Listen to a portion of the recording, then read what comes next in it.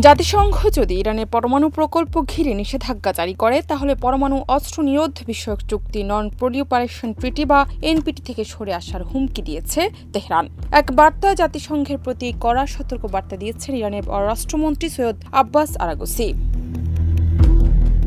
টেলিগ্রামে দেওয়া এক পোস্টে তিনি বলেন, জাতিসংঘ যদি কোনো প্রকার নিষ্ঠুর পদক্ষেপ নেয় তাহলে জাতিসংঘের সঙ্গে যে কার্যকর প্রতিশ্রুতি রয়েছে তা থেকে সরে আসার ব্যাপারটি বিবেচনা করবে ইরান।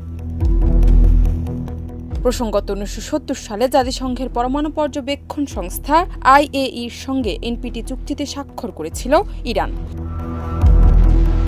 এই চুক্তির আওতায় ইরান প্রতিশ্রুতি দিয়েছিল দেশটি কখনো পরমাণু অস্ত্র তৈরি করবে না এবং পর্যবেক্ষণের ক্ষেত্রে জাতিসংঘকে সহযোগিতা করবে। কিন্তু সম্প্রতি IAEA দাবি করছে ইরান যে মাত্রার ইউরেনিয়াম মজুত করছে তা দিয়ে অনায়াসেই পরমাণু বোমা তৈরি করা সম্ভব।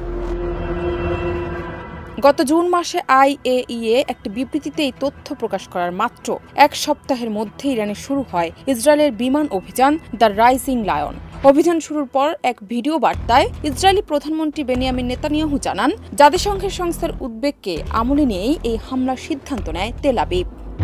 জান্নাত নিপু, দেশ রূপান্তর।